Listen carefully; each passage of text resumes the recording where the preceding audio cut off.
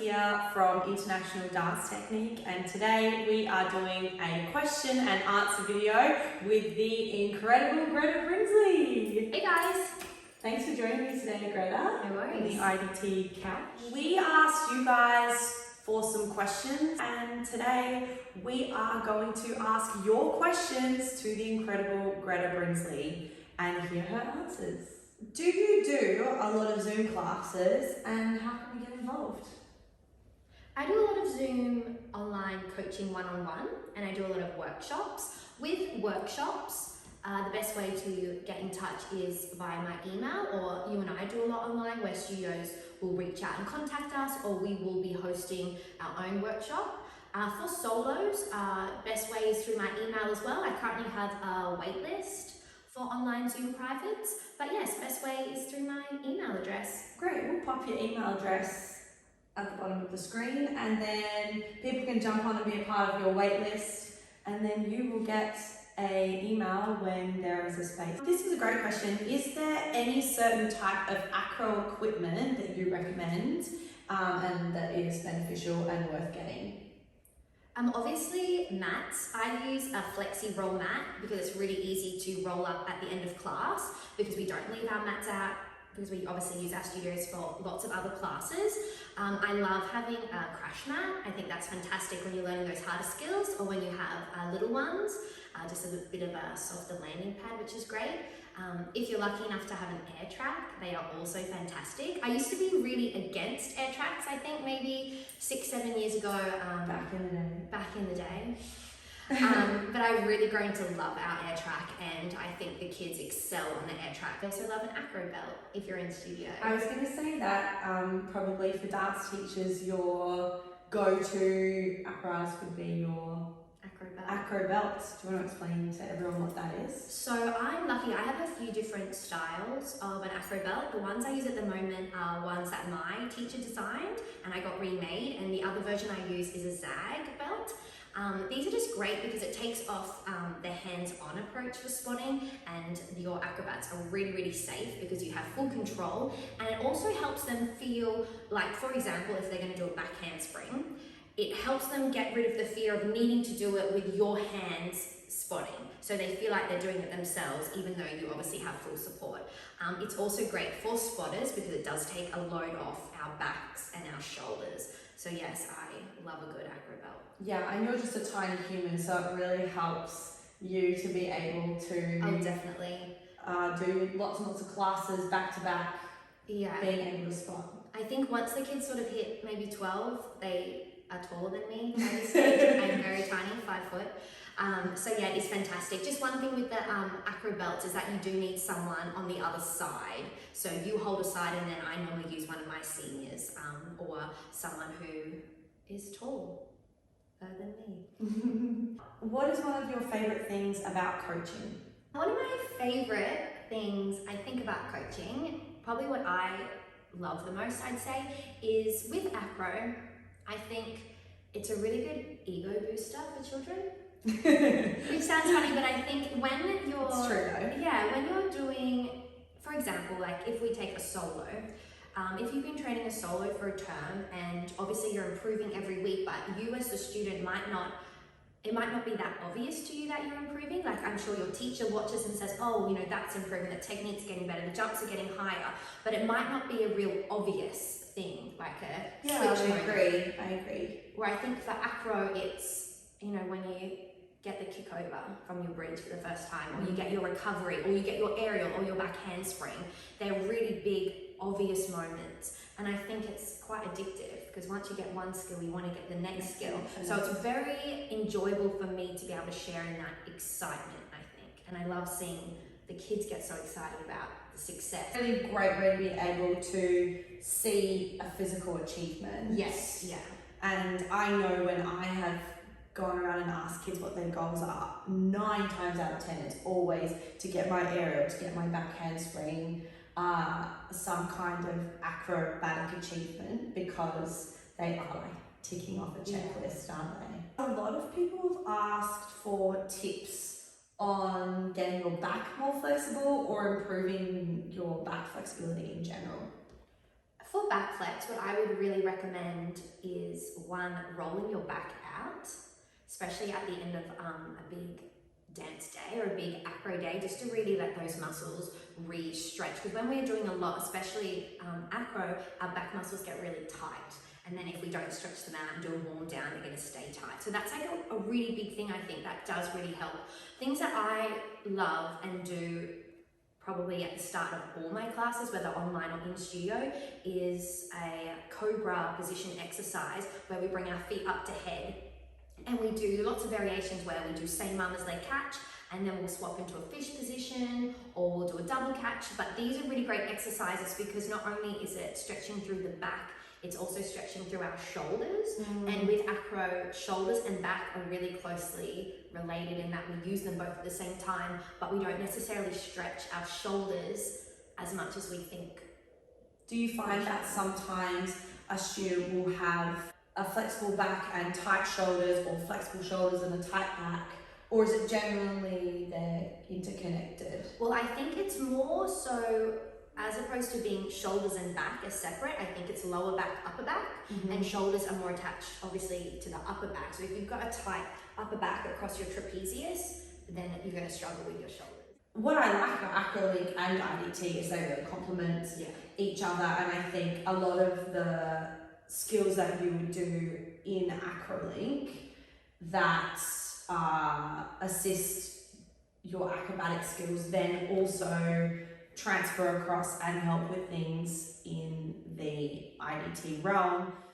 The acro skills and the tech skills really link across. And I think there's a lot of times where we'll have really similar exercises that are completely trying to get different outcomes that really help the same things. I think what is really cool about what you do and what AcroLink kind of has evolved into is the fact that you take almost like a base level skill and then turn it into something unique that we haven't seen before and different, and that's kind of the cool thing about Acro, I think, at the moment, is how the steps are evolving into just some really incredible wow moments beyond aerial, back handspring, front aerial. Definitely. I think what I know that I'm really doing and I push with my kids is variations, we call them. And so, like, for example, I train them a lot, and you would see them is, you start with the basic turn and tip ski. And I think we've probably got up to 20 variations that some have happened by accident. And I say, oh, I love that. How did we get into that? Let's rework it and actually break it down. And there's so many different ways you can do things. And I do think that is the way. It's more trending than the big tumble runs. We're sort of definitely moving out of the gymnastic realm and more into floor work. An artistic kind of movement within. And just very clever ways to move your body. The link part of AcroLink now is like this new era that we're going into that is beyond tricks in dance and making it more about an art form in itself. What is a struggle that you've had to overcome? A struggle I've had to overcome professionally, work-wise, I think, and I really do struggle with this because I'm really much a yes person. I like to be able to say yes, and I like to do it all, and I want to keep everyone happy, which is really hard. I think you're the same. For sure. And so if only there was 700 hours in a day. Oh, for sure. Sweet as. Especially going into the new year, if I had $1 for every time I had said in an email, I wish I had more days in a week. I honestly wouldn't be working anymore. I'd be in Bora Bora. Oh, okay, I get it. I'm like, wait, isn't that the whole point though? I'd be rich. But I think it's trying to timetable everyone in, and now that I have really opened up a whole new world of Zooming and online training where I can, in a day, in a morning before 10 a.m. I would have trained, a child in America, South Australia, Perth, New Zealand, all before 10 a.m. Before they've gone to school. And what a world we live in now though. How incredible. I was timetabling this morning and trying to work with 7 different time zones. It's a nightmare. But I do it. I get the job done. But I think that would be my biggest struggle, is having a wait list and having to say to people, oh my gosh, I would love to work with your kid, but I only have 7 days in a week. And not only do I have Zoom privates that I'm committed to, I also then work at the studio. Like, I have three studios I work for that I'm really committed to. And, you know, we're trying to get out there and get AcroLink and IDT to as many kids as we can in as many studios. So exams, it's been such a cool new world to navigate. And I think it's great where AcroLink has kind of come in, because your whole program of knowledge is available for anyone online to use. So it was interesting timing, wasn't it? When it was insane. I mean, I think it's quite incredible that we've moved into this online era, and during that time, we had already, without knowing, preempted that, and now students from their living rooms, from their own homes, have access to you and your content and your skills. And so whilst maybe not everyone can get you for a Zoom private, it's just opened up a world of accessibility for everybody. I think when we went into lockdown, my first thought was, oh, well, I'll be having a holiday from Acro teaching. I still do lots of dance teaching as well, so I knew that would go online, but I 100% never thought I'd be teaching Acro online. Like, it's just mind-blowing, even now. And honestly, I would get the same results sometimes, if not better, on Zoom, which is mind-blowing in itself. I have one of my students I teach in America. She is gorgeous, she's 8, and she went from learning bridge from standing, or bend back from standing, and now she does aerials and back handsprings. It's crazy, isn't it? It's so crazy. Yes, nailed it, nailed it, nailed it, nailed it. I really got it, I really got it. I saw it, it was so good. So obviously you've said if someone is looking to get a private lesson with you, they can sign up on the wait list, but what else are they able to do to be a part of your brand and your skills? Well, excitingly enough, we opened it up to the student portal as well as a studio portal. For the first year, we just had it in, just available for studios, but now we have opened it up, which is fantastic, because I think we were getting a lot of emails and messages about wanting that, so I'm really glad that we got all that through, which is really exciting. And so what that is, it's a fantastic program which I use every week, and it runs from the mini to the senior level, and it's something that you can follow at home. Obviously, parental supervision always advised. But yeah, it's a great program, and pick your level that you want to train. It's for any level. One thing I would recommend if you are using the AcroLink at home is to really know your limits and work within a range that is good for you. I think that's really important, because you do have access to the whole thing. I'd start at the mini and work my way through, and once I had felt like I'd mastered all that work, then I'd move to the next level. So a question here, how do you access the student portal online? To get into the AcroLink student portal, you jump onto the IDT website, which is www.idt.dance, and follow the prompts. It's a fantastic website, and it's really easy to navigate, which I love. Keep an eye out on socials, maybe follow Greta's social media accounts. I'll just put them below, and you can keep up with where she's going to be, and there'll be IDT AcroLink workshops happening around Australia, and fingers crossed, hopefully overseas as well. We'll get to visit some of our overseas friends too. So follow the social media accounts, and that will really help keep you up to date with what you're doing, where you are, and how you've been going.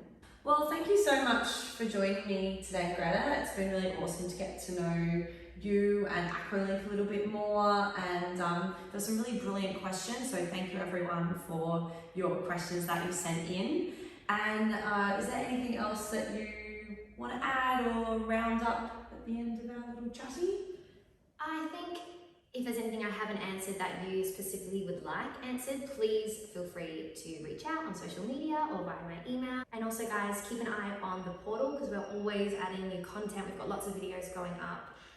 And yeah, we're just keeping everything really fresh and moving through. But I think the main thing is please don't hesitate to reach out if you have any questions to do with AcroLink. Thank you guys for watching. If you've made this far, and we will see you next time. So catch you later.